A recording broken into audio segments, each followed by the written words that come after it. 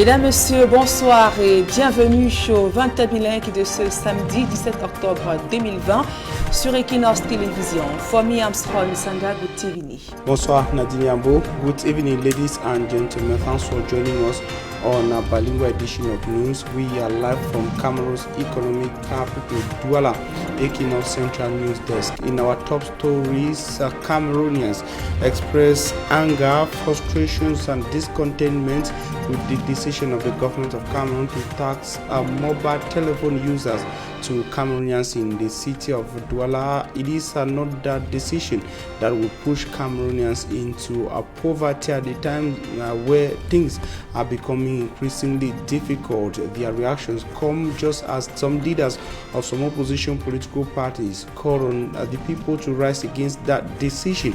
And also in this newscast, after failing to fly yesterday, the Cameroon airline company Cameco has fixed a new date to relaunch its activity.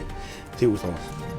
À la une de ce journal, fin de campagne perturbée en Guinée et Conakry. Des coups de feu ont été entendus dans un camp militaire situé à Kindia. Selon le ministre guinéen de la Défense, un haut gradé de l'armée aurait donc perdu la vie à quelques heures du scrutin présidentiel.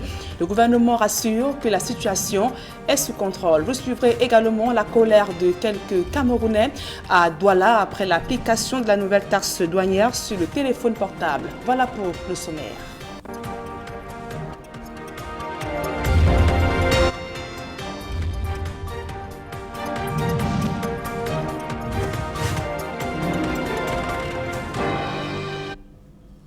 Mesdames, Messieurs, une fois encore, bonsoir et merci d'honorer ce rendez-vous de l'information sur Equinox Télévision.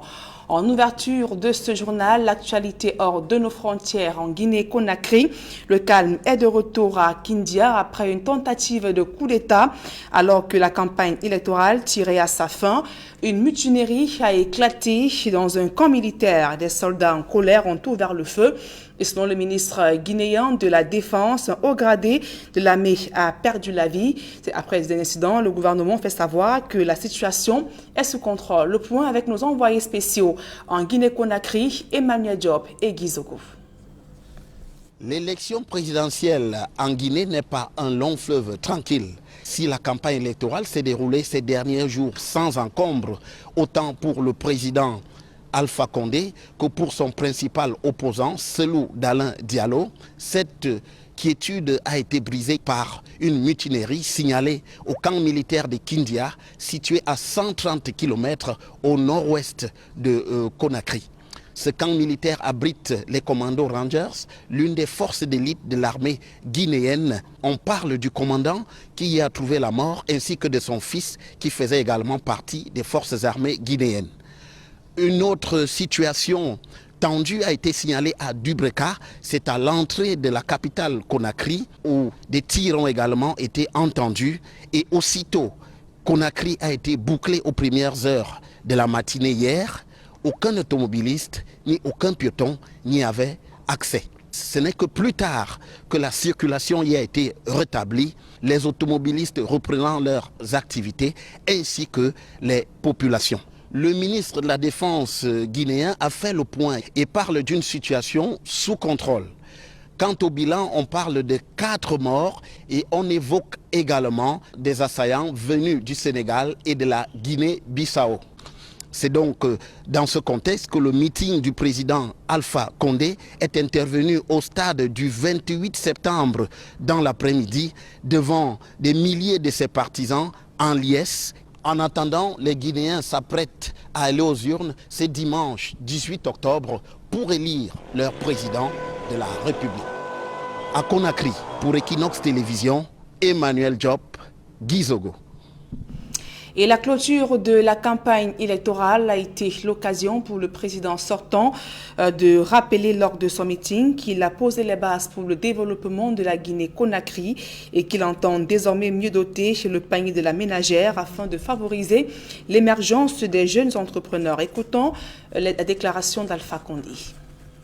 Ceux qui parlent aujourd'hui, qui ont trahi le président Conté, ont été incapables de terminer un seul programme avec le Fonds monétaire. Nous avons posé les bases du développement. Maintenant, nous allons nous attacher aux conditions sociales des Guinéens. C'est-à-dire améliorer le panier de la ménagère. Sur 10 Guinéens, 7 ont moins de 35 ans. C'est un pays jeune et nous sommes fiers de cette jeunesse. C'est pourquoi il ne s'agira pas seulement de créer des emplois, mais je m'engage devant vous, la jeunesse, que d'ici 2023, nous allons créer 100 000 jeunes entrepreneurs. Et toujours en Guinée-Conakry, des observateurs de la CEDEAO chez Alpha Condé, ils ont été reçus au palais présidentiel. Et pour le chef de la mission des observateurs de la CEDEAO, José Maria, les conditions sont réunies pour un scrutin transparent dont les résultats devraient être acceptés par tous les acteurs du scrutin présidentiel en Guinée-Conakry. À présent, l'actualité sur le plan local, et je vous le disais en titre, les Camerounais rencontrés à Douala expriment leur mécontentement après l'application de la nouvelle taxe sur le téléphone portable. Ils estiment que c'est un nouveau moyen pour appauvrir les Camerounais qui peinent à se nourrir. Des réactions donc recueillies dans ce reportage que signent Josiane Ngok, Cédric Ding et Xavier Foucault. La taxe de 33% à payer sur les téléphones portables et autres tablettes au Cameroun. La question qui divise l'opinion.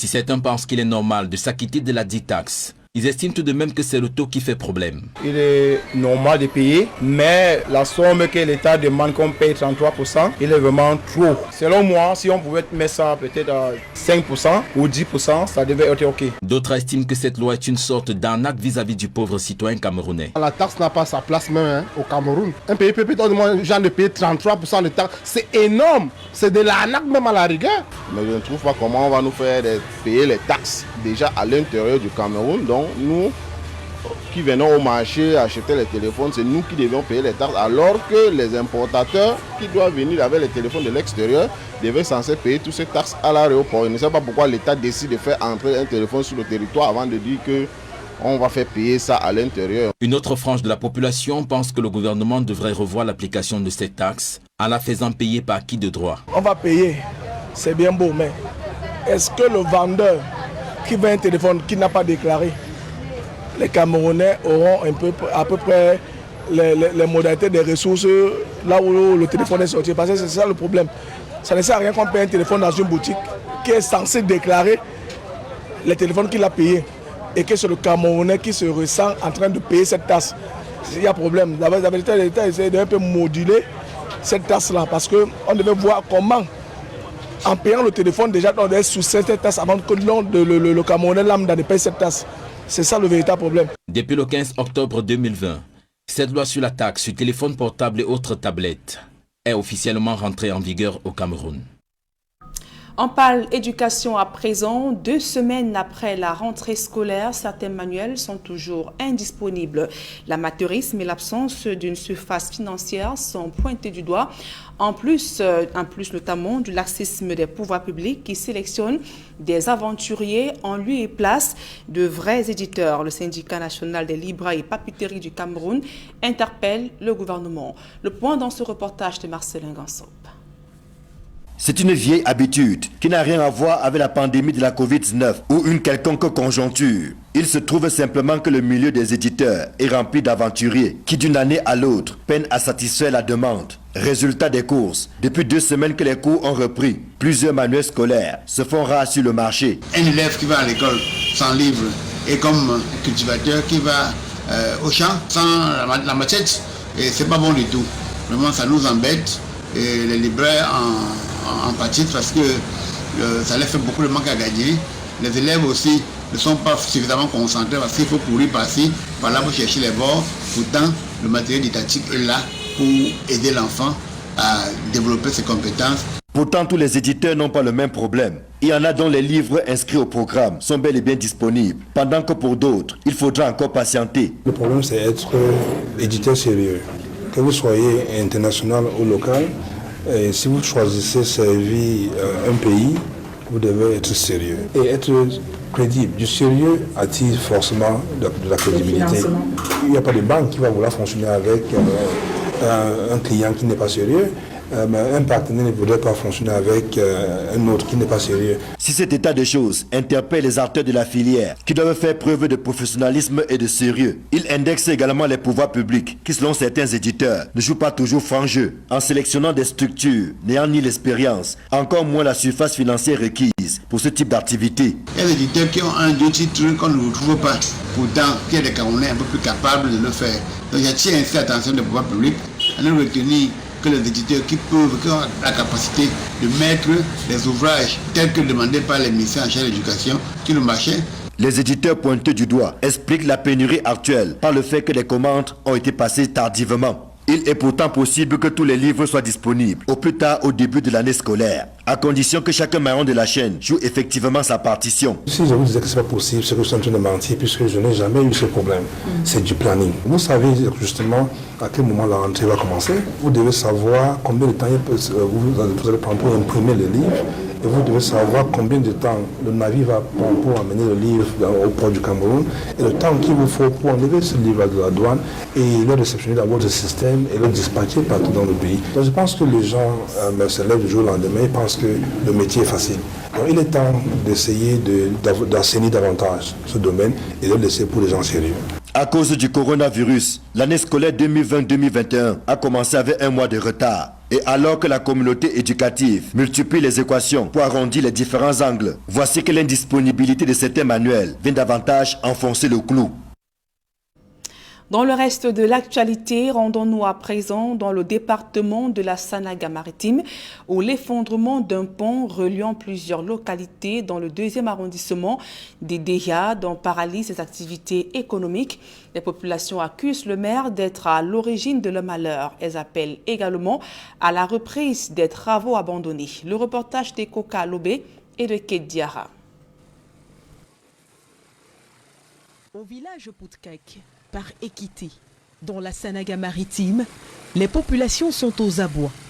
Le pont, qui leur permettait de rallier un point à l'autre de leur village, a été détruit depuis longtemps pour besoin de travaux. On avait notre pont que certains ont estimé qu'il était peut-être petit, qu'il fallait l'agrandir, au point qu'on est venu donc détruire l'ancien pont qu'on avait pour engager les travaux pour le second pont. Et ces travaux sont interrompus jusqu'à l'heure. Et ce qui fait qu'à ce niveau, l'eau stagne et lorsqu'il y a une forte pluie, il y a inondation à cet endroit. Les populations pointent un doigt accusateur en direction du maire de la commune d'arrondissement des DA2 qui, selon elle, est le principal responsable de leur turpitude. Pour que la situation soit remédiée, il faut commencer par la mairie des DA2. La mairie des DA2 qui a envoyé ces gens sur le terrain. Vous voyez, monsieur le maire, voici le pont qui a coûté près de 50 millions de francs. Aujourd'hui, où en sommes-nous? Hier, on avait un pont qui était réel, qui était grand.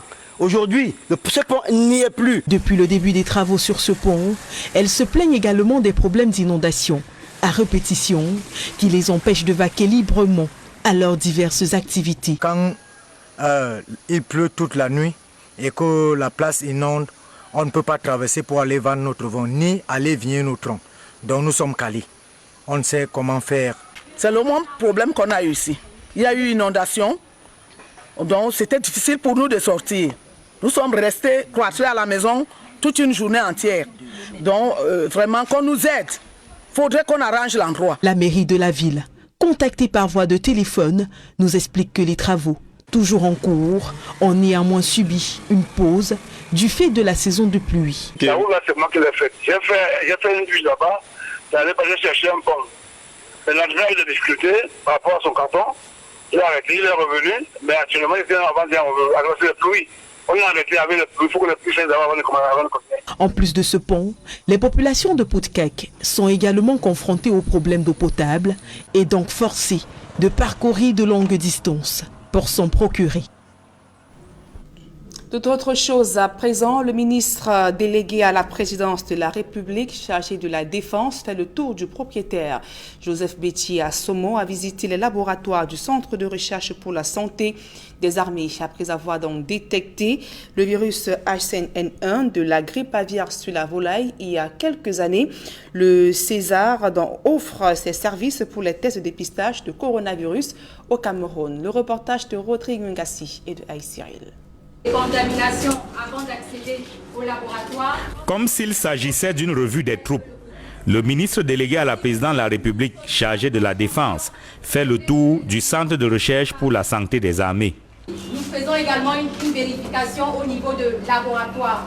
Lorsque tout est conforme, vous envoyez au laboratoire pour effectuer le testing, monsieur. Retenu comme centre agréé dans le cadre de la lutte contre le coronavirus, le CRESA a offert ses laboratoires pour des tests de dépistage. Le CRESA, c'est un laboratoire de référence pour le testing du Covid.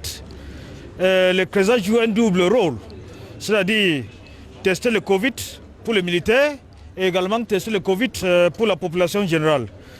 Cela entre en étroite ligne avec le concept de l'armée-nation formé par le chef de l'État, chef suprême des forces armées.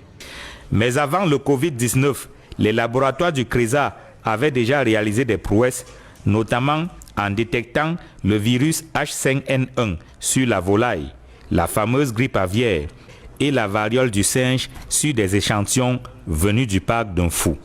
En 2014 et 2016, il y a eu mort de chimpanzés dans le parc national de Mfou. Le CRESA est parti sur le terrain, collecter l'échantillon. Nous sommes rentrés tester et nous avons détecté la variole de singe. En mai 2016, il y a eu mort de la volaille ici à la complexe avicole dans la banlieue de Yaoundé, en Bogbessi. Les échantillons ont été collectés par le laboratoire national vétérinaire, la navette. Ils ont testé, ils ont envoyé les alicotes pour confirmation au CRESA. Et le CRESA a confirmé que c'était effectivement le H5, le virus H5N1. Dans son tour du propriétaire, le ministre de la Défense apprécie la qualité des infrastructures. Les échantillons sont conservés dans des bonbonnes d'azote liquide, mais également dans des cryoboîtes. Et les cryoboîtes sont dans des racks. La contribution du Centre de recherche pour la santé des armées CRESA est non négligeable dans la détection et la prise en charge de certaines épidémies au Cameroun. C'est avec ce reportage de Joël Essengue à Cyril que nous mettons un terme à la première partie de ce journal. La suite, c'est en langue anglaise avec vous, Fomi Armstrong Sanda. Nadine Ambo, thanks very much. Ladies and gentlemen, thanks very much for joining us in this second segment of news in the English language. We begin on the very bad state of the road in Dibambaye in the littoral region of Cameroon, where inhabitants say they are fed up with the very bad state of the roads in their locality. They say the slippery nature and the muddy state of the road is responsible for repeated accidents. Speaking to our reporter Immaculate Fogwe, some of them also said that the government and officials at the municipality have given them a deaf ear despite calls for the roads to be tarred. Her report. Road transformed into a mini lake.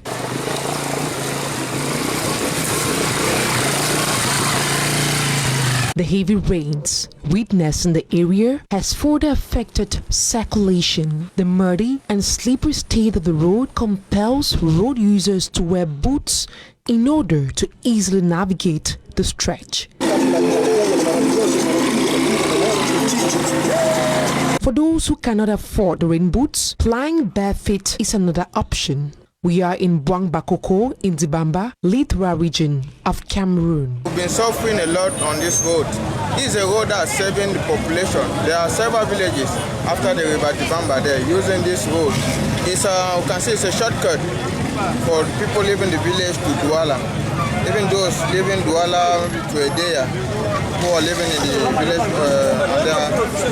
Apart from the villages, there's a big company there, there's Sokapam there, that has about 5 camps. So all the population there, they use this way because it's a shortcut, like a short way to get to Douala. The road is bad, even to cross the water, we cannot cross easy because the road is bad. Going to Yassa, we are suffering, there's no road. Even my sister, as you see, she cannot wear something good because of too much water on the road, too much mud. We are suffering. We are really suffering. Some residents are now forced to rely on other means of transportation in order not to get stuck in mud. The population are urging administrative authorities to come up with lasting solutions that can end their suffering. And we are feeling that the mayor should look upon this road to see what he can do to at least rehabilitate the road because we are really been suffering. It's more than 6 years now we've been suffering. While waiting on the government to react, road users will have to continue facing the ordeals while circulating on this road linking several neighborhoods in Dibamba. The minister delegate at the Presidency of the Republic of Cameroon in charge of Defense, Minister Joseph Beti Asomo, has been told the importance that the Center for Military Health and Research plays in the public health of Cameroonians. This was during a visit to a center that is also helping diagnose or test COVID-19 patients in Cameroon. Details in the following report. Considering the role played in military health and COVID-19 in Cameroon, the Center for Research and Military Health, CRESA, played host to the minister delegate at the Presidency of the Republic of Cameroon in charge of Defense, Minister Joseph Beti Asomo. Au niveau de laboratoire. Lorsque tout est conforme, vous envoyez au laboratoire pour effectuer le testing. While in the laboratories of the center, the minister was presented the procedure in handling COVID-19 cases at CRESA.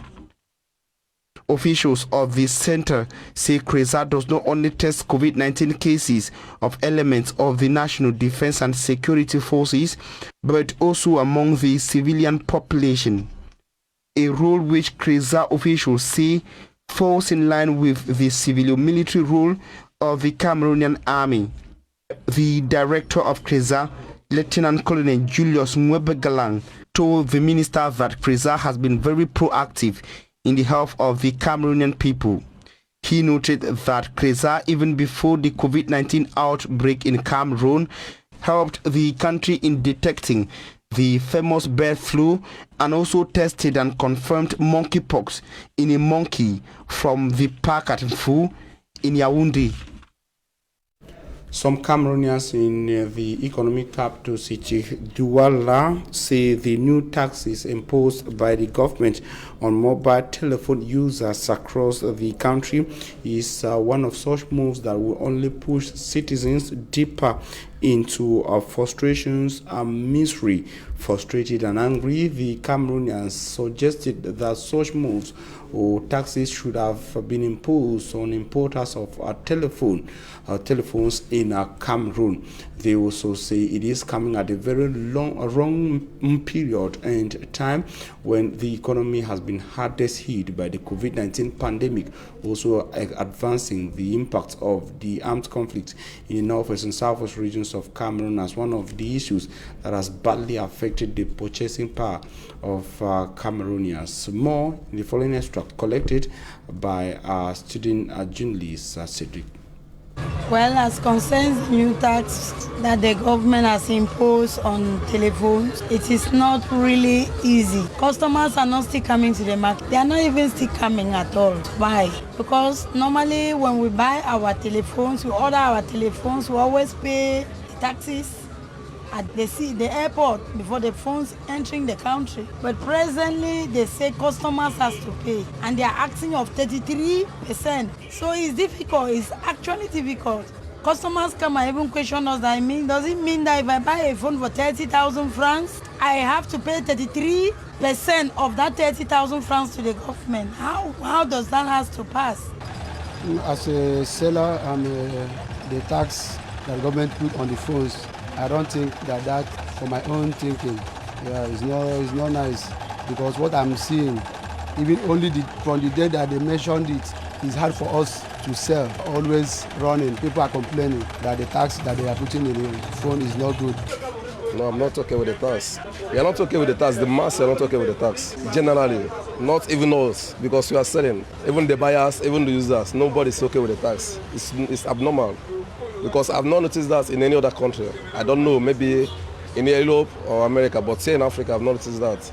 So we are not okay with the tax. Even the maxis, because of that, we are not selling new phones anymore. Are you getting me? Then, because buyers, they prefer to buy second-hand phone now that they have already used. We selling new phones, we are not okay. And the tax is too much. It's too much. I'm sorry to say too much. So we are not condemning the tax, but if they can reduce the rate of the tax, it can be convenient for us and convenient for the users. The voices of Cameroonians in Douala were collected by journalists on internship, Cedric Njing, and of course our other colleague, Joazan Njok. We now talk something else. It should be recorded that this is coming at a time when political party leaders in Cameroon, notably Cabral Libi of the PCRN political party and Serge Espoir Matomba of the Pews political party, also criticized the decision of the government of Cameroon. They called on Cameroonians to rise against the move. Cabral Libi was speaking in a press conference in the nation's political capital, Yaoundé. That was yesterday. And I will talk something else, Cameco, to say that clients have been going back to Cameco to recover their tickets after the company failed to take off yesterday, as earlier announced by management. The managing director of Cameco, speaking on the failed move, indicated that it was an issue related to insurance. It should be recorded a new date has been fixed for Cameco to relaunch its activity, which is the 18th of the month of October 2020. But an aviation expert in Cameroon says Cameco is suffering because some incompetent officials in the country have hijacked the good move of the government of Cameroon. Details in the following report. Its launch in 2011, the Cameroon airline company Cameco has been plagued with financial difficulties, managerial and technical setbacks, which have all held down the star of Cameroon from taking off. To Mr. Adi Davidson, an aeronautical engineer, the problems of Cameco are foundational.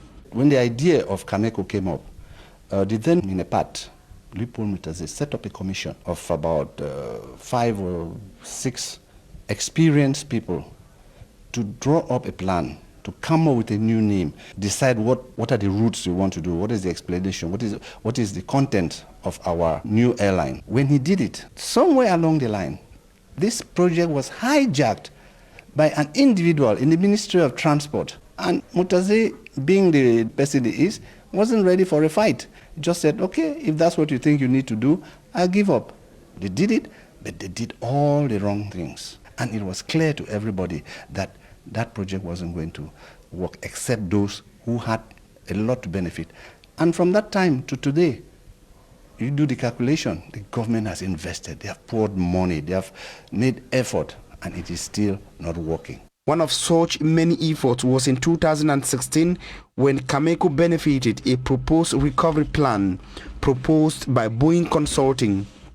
The plan had, among other things, to clear some 35 billion francs CFA debt, the injection of some 60 billion francs CFE, the resize of Cameco's network to about 23 destinations, updated fleet and increased number of aircraft to 12, among others. But today, the company, after going silent for months, announced a relaunch with a rented aircraft, which however failed because of other problems. For now, all we are having are just adventurers. When the airline could not take off because of a problem of insurance, that is so elementary. The guy who went and decided that we'll launch on this day should have a checklist. We should have asked, have we got aircraft? Have we got insurance? Have we got, and so on and so on and so on. Only then would he have said, yes, we've got everything, we can now launch. But it's embarrassing. He says renting an aircraft to relaunch is not a good idea. When you go and take an aircraft of the type of the Ukraine, it will be a short-term measure because the aircraft is rented, the crew is rented, the maintenance is paid for by the company, and the cabin crew even. And you can imagine how many pretty girls and how many handsome young men we have in this country who could be stewards, flight attendants, and they cannot. The expert says what Cameco needs is a total overhauling. Let's get a reliable partner. We get consultants and work out a project. We should include what do we want the airline for, how are we going to do it, what are the tools we are going to use, plan it, make out when we are ready, and we work out how much that will cost. We can now go to the government and say, this is what we intend to do. Cameco has had 6 managing directors in 9 years, but several of its aircraft are grounded due to lack of money for maintenance, and the air carrier no longer operates its regional flights. With Cameco, we end this edition of the Bilingual Newscast on Equinox Television. We thank you for your very kind attention. Stay with Equinox. Nadine Yambo, have a nice evening. Merci, Fomi Armstrong Sanda. Fin de ce journal, mesdames et messieurs, merci pour votre aimable attention et passez d'agréables moments en compagnie de nos programmes qui se poursuivent.